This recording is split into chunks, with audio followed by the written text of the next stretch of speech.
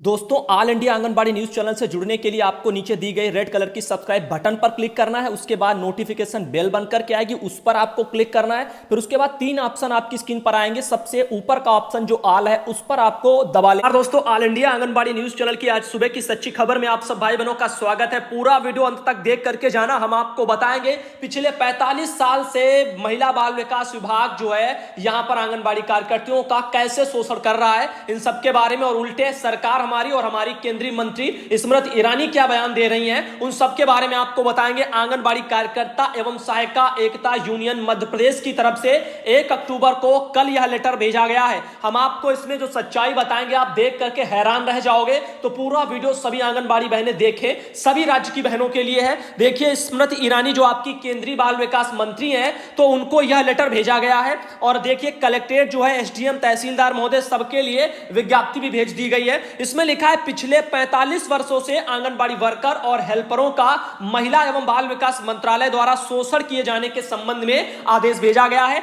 ICDS की 45वीं जो आपकी सालगिरह वगैरह है, 1 अक्टूबर 2020 को आयोजित राष्ट्रव्यापी प्रदर्शन वगैरह जिसमें देखने को मिला। अब इसमें जो कड़वी सच्चाई लिख करके भेजी गई है, उसे आप लोग सुनेंगे तो वाकई में आप लोगों के पैरों के नीचे से जमीन खिसक जाएगी। इसमें लिखा है, देश के 14 लाख आंगनबाड़ी केंद्रों में काम करते हुए 26 लाख से ज्यादा वर्कर और हेल्पर, 6 वर्ष से कम उम्र के जो बच्चे हैं, लगभग 8 करोड़ बच्चों तथा 2 करोड़ गर्भवती एवं धात्री माताओं की पिछले 45 साल से सेवा कर रहे हैं। हमें यह जानकर बहुत सदमा पहुंचा है कि आपने विगत 20 सितंबर 2020 को महिला बाल विकास मंत्री भारत सरकार के रूप में लोकसभा में एक प्रश्न वगैरह यानी गैर तारांकित प्रश्न संख्या पड़ी है 4511, जिसके जवाब में केंद्रीय मंत्री ने क्या कहा था, हाल ही में महिला और बाल विकास मंत्रालय में आंगनबाड़ी वर्कर और हेल्परों के शोषण के संबंध में आपको कोई शिकायत नहीं प्राप्त हुई है। यह कहा है केंद्रीय मंत्री जी ने कि उन्हें आज तक जो है कोई ये शिकायत विकायत नहीं प्राप्त हुई है महिला बाल विकास मंत्रालय में आंगनबाड़ी वर्कर और हेल्पर के शोषण के संबंध में। जबकि न जाने कितने आदेश यूनियनों ने केंद्रीय बाल विकास मंत्री को भेजे, मुख्यमंत्री को भेजे, प्रधानमंत्री को भेजे, हर एक अपने जो है अधिकारियों को भी भेजे हैं। ज्ञापन थमाए गए, बाल विकास के अधिकारियों को भी मिला, डीएम वगैरह लोगों को भी भेजा गया, मुख्यमंत्री को संबोधित करते हुए ज्ञापन दिए गए। अब आप बताओ, महिला बाल विकास मंत्री बैठ करके इतनी बड़ी गद्दी पर सभी राज्यों की आंगनबाड़ी बहनों के शोषण के लिए कह रही हैं कि इनके साथ शोषण हो ही नहीं रहा है और इनके लिए जो है आज तक कोई मामला ही, कोई शिकायत ही देखने को नहीं मिली। अब आगे देखो, लिखा है, पिछले 6 महीने में अनगिनत जो है प्रतिरोध और प्रदर्शनों के जरिए आप लोगों ने देखा, न जाने कितनी बार आंगनबाड़ी बहनों ने धरना किया है। आपने देखा सर्दियों में उत्तराखंड में धरना, अभी आपका लगभग 1 महीना से ऊपर बिहार में धरना, ऐसे पंजाब में धरना, हरियाणा में धरना, बराबर धरने पर धरने हो रहे हैं। पिछले इतने सालों से बराबर हो रहे, हर महीना धरना होता है और फिर भी बाल विकास केंद्रीय मंत्री कहती हैं कि शोषण हो ही नहीं रहा है और शोषण के खिलाफ कोई हमारे पास जो शिकायत ही नहीं आ रही है। जबकि न जाने कितने आदेश महिला बाल विकास मंत्री को, प्रधानमंत्री को, मुख्यमंत्री को हर राज्यों में थमाए जाते हैं और बावजूद इनके ये लोग बयान देते हैं कि कोई शोषण वोषण कुछ हो ही नहीं रहा देश में। अब आगे देख लीजिए, आगे क्या लिखा है, आंगनबाड़ी वर्कर और हेल्पर में आपको जो है सैकड़ों ज्ञापन ईमेल और डाक के माध्यम से भेजे गए हैं। इसके बावजूद आपका यह बयान इस देश की सर्वोच्च लोकतांत्रिक संस्था लोकसभा को बरगलाने और भ्रमित करने वाली ही है। हमने अखिल भारतीय आंगनबाड़ी वर्कर्स और हेल्पर फेडरेशन के नेतृत्व में पिछले 6 माह में दर्जनों बार आपको असंख्य शिकायतें भेजी हैं, जिनमें इस महामारी और लॉकडाउन के दौरान बिना सुरक्षा उपकरण के कोविड ड्यूटी के दौरान आंगनबाड़ी वर्कर और हेल्पर के जीवन को जोखिम में डालने का, उनका शोषण करने का, न्यूनतम वेतन ना देने का, बिना पेंशन और ग्रेजुटी वगैरह दिए जो है उनकी छटनी करने के लिए और उन्हें सामाजिक सुरक्षा ना देने तथा समय पर मानदेय ना देने की शिकायतें थी। हमने और हमारी राज्य स्तरीय यूनियनों, जिला और परियोजना कमेटियों ने भी आपको असंख्य ज्ञापन दिए। आप सब जानते हो, समस्याएं एक नहीं हजारों हैं, गिनाते गिनाते थक जाएंगे।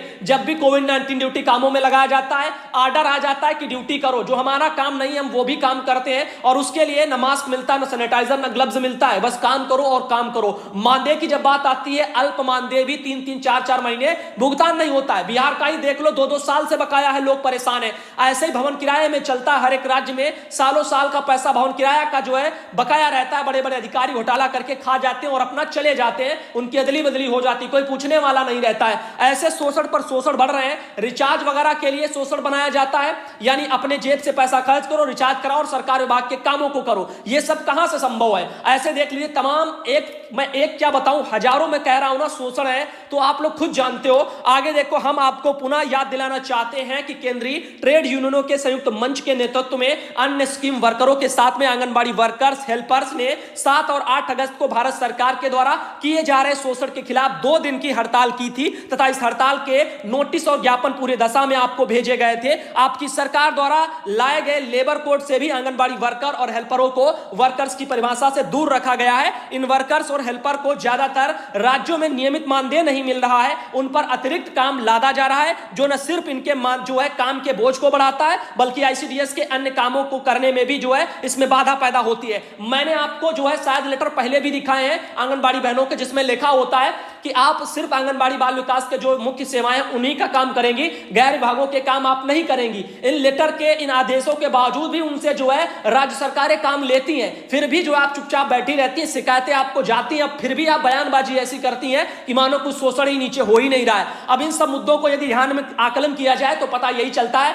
कि सिर्फ और सिर्फ मीडिया के जरिए देश की जो जनता को पागल बनाने का काम केंद्रीय मंत्री जी ने किया है कि यहां पर कोई शोषण का जो है यहां पर केस ही देखने को नहीं मिलता आंगनबाड़ी बहनों का। जबकि आप देखते हो जगह जगह धरने हैं, मानदेय बढ़ोतरी का सरकारें वादा करती हैं, उनको वो पूरा नहीं कर पाती हैं। उदाहरण के लिए उत्तर प्रदेश योगी आदित्यनाथ सरकार ही उठाकर देख लो, ऐसे आपका बिहार में नीतीश सरकार देख लो। हर एक राज्यों में सरकारों ने सिर्फ छलावा किया है, वोट के लिए लालच दिया है और उन लालचों में आकर के जो है जनता ने वोट किया है। अब उनको पूरा तो कर नहीं पाते। यहां पर तो ऐसा मैटर है कि मतलब मानदेय बढ़ाने के बाद में भी उसका भुगतान 2-2 साल तक हुआ ही नहीं आज तक। आप उठा के उदाहरण योगी सरकार को ही देख लो, 1500 बढ़ाया, प्रोत्साहन राशि आज तक जो है थमाया नहीं हाथ में, और ट्विटर पर बड़ी बड़ी पोस्टें डालते हैं कि हमने इतनी महिलाओं को जो है इतना पैसा बढ़ा करके आर्थिक स्थिति इनकी मजबूत कर दी, जबकि उस आर्थिक स्थिति मजबूत करने वाले 1500 प्रोत्साहन राशि का एक भी उसका फूटी कौड़ी तक आज के बहनों के खाते में नहीं पहुंचा है। तो आप कैसे कह सकते हो ये चीजें डाल देते हो? तो कहीं ना कहीं ये सब और सब सिर्फ जो है जनता को पागल बनाने के लिए होता है और कुछ नहीं।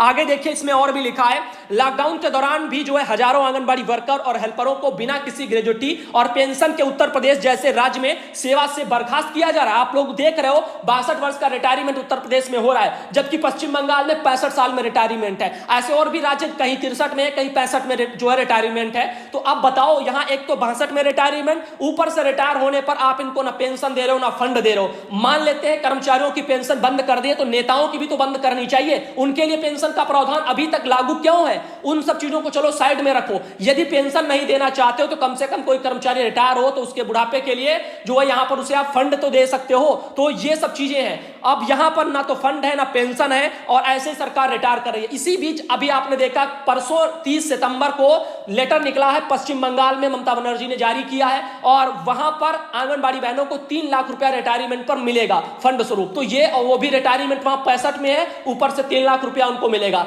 यहां योगी सरकार ऐसे लॉकडाउन में, संक्रमण काल में नौकरियां सबकी छीन रही और ऐसे में आंगनबाड़ी को भी धक्के मार के निकाल रही है। 45 साल तो बहनों ने काम किया, आज तक उनको क्या मिला? आप सत्ता में आए हुए हैं, 5 साल होने हो गए पूरे मान के चलो, और आपने वादा किया, पैसा बढ़ाया, वीडियो कॉन्फ्रेंसिंग की, टीवी पर आपका सब कुछ आया, आपने टीवी के सामने बोला, उसके बावजूद भी जो है आपका पैसा आंगनबाड़ी के खातों में नहीं जा रहा है। इतना लेटर आपको भेजा गया, आपके अधिकारी कर्मचारी ये उसका जवाब रिप्लाई नहीं देते और आप भी जो है यहां पर कान में शायद रुई डाल करके बैठे हुए, जिसलिए आपको भी सुनाई नहीं देता कि क्या क्या यहां पर हो रहा है। कितनी बार धरना ज्ञापन हुआ, फिर भी जो है पैसा का भुगतान नहीं होता है। अब ऊपर से केंद्रीय मंत्री ये बयान दे कि जो है शोषण हो ही नहीं रहा किसी राज्य में, तो इससे साफ पता चलता है कि ये उस पद के लायक नहीं है, इनको इस्तीफा दे देना चाहिए। आगे देख सकते हो यहां पर नई शिक्षा नीति 2020 के नाम पर ईसीसी के विचार को ध्वस्त कर दिया गया है। और अगर जो है नई शिक्षा नीति 2020 के अंतर्गत बाल वाटिका की शुरुआत हो गई तो आंगनबाड़ी केंद्र बंद हो जाएंगे, ऐसा बताया जा रहा है। हाल ही में प्रधानमंत्री जी ने अपने मंत्रालय द्वारा पोषण वाटिका की जो है घोषणा की है, वह पहले से ही काम के बोझ वगैरह तले दबी आंगनबाड़ी वर्कर और हेल्पर के लिए एक और बोझ ही साबित होगा, क्योंकि अब पोषण की पूरी जिम्मेदारी आंगनबाड़ी वर्कर और हेल्पर पर आ गई है, जबकि सरकार के पोषण के लिए बजट आवंटन बिल्कुल नहीं बढ़ाया गया है। अब सरकार जो है लिखा है इस तरह ही जो है घोषणाओं के क्रियान्वयन के लिए आंगनबाड़ी वर्कर को अपनी जेब से पैसा तक जो है खर्च करना पड़ता है। अपने ज्ञापन और मांग पत्र में हम पहले भी इस सभी विषयों को आपके संज्ञान में ला चुके हैं, लेकिन क्या होगा? संज्ञान में सब कुछ आता है। जब ये लोग देखते हैं, सुनते हैं, उसके बाद में भी अनदेखा करते हैं, तो इससे कोई फर्क नहीं उन पर पड़ता। आगे लिखा है, महिला बाल विकास मंत्रालय द्वारा वर्कर का दर्जा, न्यूनतम वेतन, सामाजिक सुरक्षा, पेंशन आदि से वंचित रखे जाने के विरोध में all India anganwadi workers and helpers federation के राष्ट्रीय आह्वान पर आईसीडीएस की 45वीं सालगिरह के अवसर पर 1 अक्टूबर 2020 को आंगनबाड़ी कार्यकर्ता एवं सहायिका एकता यूनियन मध्य प्रदेश सीटू के द्वारा आयोजित राष्ट्रव्यापी प्रदर्शन के माध्यम से हम पुनः यह मांग करते हैं कि सभी आंगनबाड़ी वर्कर हेल्पर को श्रम कानूनों के अंदर वर्कर का दर्जा दिया जाए। आंगनबाड़ी वर्कर हेल्पर को शोषण को जो इनका रोका जाए। भारतीय श्रम सम्मेलन 45वें और 46वें वगैरह सत्र के निर्णयों को तुरंत लागू करते हुए आंगनबाड़ी वर्कर और हेल्पर को सरकारी कर्मचारियों की तरह नियमित भी किया जाए। कम से कम 21,000 न्यूनतम वेतन दिया जाए और पेंशन सहित जो है अन्य सामाजिक सुरक्षा दी जाए। देखो, हम आपको साफ बता दें, बाल विकास में काम करने वाला हर एक कर्मचारी जो है यहाँ पर आंगनबाड़ी सहायिका को छोड़ करके हर एक ऊपर का जो है अधिकारी यहाँ पर अधिकारी की श्रेणी में है, सरकारी कर्मचारी की श्रेणी में है, लेकिन ये नीचे 45 साल से लगी और आज को इन तक जो है राज्य कर्मचारी का सरकार दर्जा नहीं दे पाई है। तो आप इनसे काम क्यों लेते हो? आप कहते हो कि सिर्फ ये बाल विकास का काम करेंगे, तो आप बीएलओ जैसे कामों में इनको क्यों लगा करके रखे हो? कोविड जो है काम आते उनमें भी आप लगा दो, कोई भी XYZ काम है उसमें लगा दो। तो ये सब चीजें हैं। आगे और भी ऐसे जो है चीजें हैं, जैसे देख सकते हो हितग्राहियों के लिए पोषण आहार का वितरण जो है उसके बजाय सीधे फेस वगैरह ट्रांसफर योजना को वापस लिया जाए और आंगनबाड़ी वर्कर और हेल्पर के मानदेय में तत्काल वृद्धि की जाए। 65 वर्ष पूर्ण कर रही आंगनबाड़ी वर्कर और हेल्परों को पेंशन और एक मुक्त राशि वगैरह दिया जाए। बिना पेंशन और राशि के किसी को रिटायर न किया जाए। महामारी के दौरान आंगनबाड़ी वर्कर हेल्पर की सुरक्षा को सुनिश्चित किया जाए। महामारी के दौरान अतिरिक्त भत्ता और महामारी भत्ता कम से कम जो है यहाँ पर 10,000 रुपया प्रतिमाह लिखा है। महामारी के दौरान मृत्यु होने पर 50 लाख का बीमा, संक्रमित वर्कर हेल्परों को मुआवजा दिया जाए। ये सब चीजें हैं। अब आपको बता दें सच्चाई, बीमा का ऐलान हो गया, अभी भी बीमा के लिए बहनें हमारी चक्कर काट रही हैं। उत्तर प्रदेश के सहारनपुर में लगभग 1.5 महीना हो चुका बहन का मैटर। उनको बस स्टार्टिंग में सब यूनियनों ने मिलकर के हाथ आगे बढ़ाया, उसके बाद सब हाथ अपने ठंडे करके बस्ते में डाल लिए। अब उनका अभी तक जो है पैसा का भुगतान नहीं हुआ, निदेशालय में उनके ऐसे ही फाइल पड़ी है। अब आप सोचो, सरकार इनको जिसके साथ कुछ होता है उसको सुविधा नहीं दे पाती है। जब कोई बहन संक्रमित होती है, पहली बात तो न मास्क मिला, न सैनिटाइजर, न ग्लव्स, ड्यूटी काम में आप भेज रहे हो, संक्रमित होती हैं। इनके माध्यम से गांव का और भी जो है यहाँ पर जनता संक्रमित होता है। अब ऐसे में पहली सुरक्षा इनकी चाहिए थी, वर्करों की। जब ये सुरक्षित होंगे तो इनके माध्यम से होने वाले जो गांव में काम है, गतिविधियां हैं, उनका आयोजन होगा। लेकिन सब जो ढीला पोली बरत रहे हैं, अधिकारी मलाई खा रहे हैं। बड़ा बड़ा बजट सरकार तो निकाल देती है, लेकिन वो नीचे जनता तक पहुंच ही नहीं पाता है। अब जैसे कि आपको बता दें, 1,000 रुपया आंगनबाड़ी वर्करों को बोला गया कि आप लोग सर्विलांस टीमों में ड्यूटी करोगे तो आप लोगों का जो है कोविड-19 सर्वे ड्यूटियों का 1,000 रुपया आएगा। अब सॉरी 100 रुपया के हिसाब से हो या 1,000 रुपया, सॉरी 1,000 रुपया महीना उन्होंने बोला था।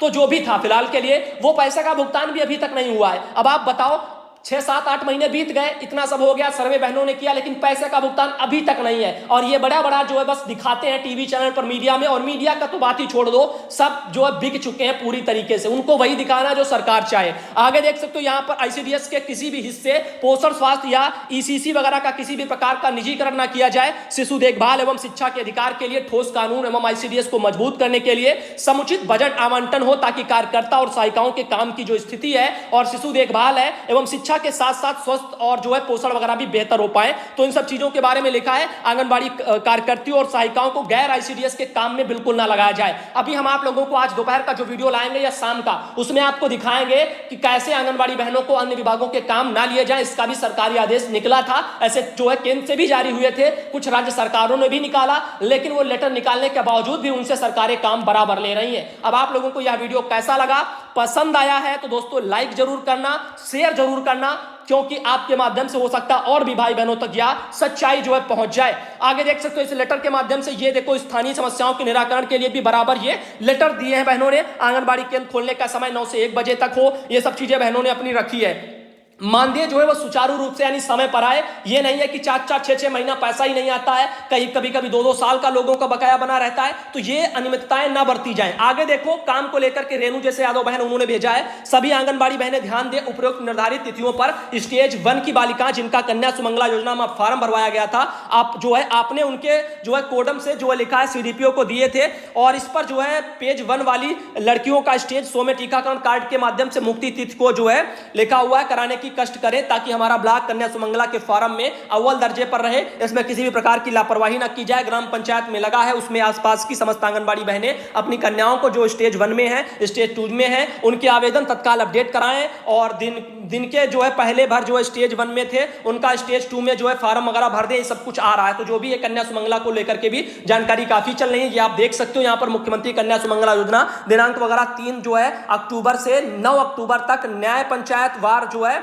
यहाँ पर लिखा है प्राथमिक उच्च प्राथमिक विद्यालय हैं उनमें कैंप आयोजित किए जाएंगे और अधिक से अधिक यहाँ पर ऑनलाइन आवेदन वगैरह भी करवाए जाएंगे। इसमें कर्मचारियों की ड्यूटी लगा दी गई है, आंगनबाड़ी वर्कर बहनों की भी लगी, ऐसे सब जगह का है। तो आप देख सकते हो ऐसे काम वगैरह कराए जा रहे हैं कन्या सुमंगला योजना के बारे में। तो आगे आप देख सकते हो फिलहाल के लिए इसमें नीचे भी लिखा हुआ है कि दिनांक को जो है यहाँ पर कैंप लगा करके आयोजन किए जाएंगे और इसमें जो है ऑनलाइन आवेदन वर्कर्स और आशा वर्कर्स से संपर्क कर उन्हें कैंप आयोजन की सूचना जो है यहाँ पर अवगत कराएंगे, जिनमें आपके पंचायत के ग्राम प्रधान रहेंगे, आंगनबाड़ी रहेंगी, आशा रहेंगी, ये सब लोग वहां पर रहेंगे और बेटी बचाओ बेटी पढ़ाओ जागरूकता अभियान वगैरह भी सब चलाए जाएंगे। फिलहाल के लिए आपको बता दें आज का मैंने छोटा छोटा 2 वीडियो डाला है जो कि गीत से रिलेटेड है। यदि आप लोगों ने दोनों गीत देखे, एक तो पूनम बहन की आवाज में, एक और आंगनबाड़ी बहन उन्होंने भी भेजा है, तो उन दोनों गीतों को आप लोग जरूर देखना, आपको बहुत पसंद आएगा। धन्यवाद दोस्तों वीडियो देखने के लिए, बहुत जल्द मिलेंगे आपको अगले वीडियो।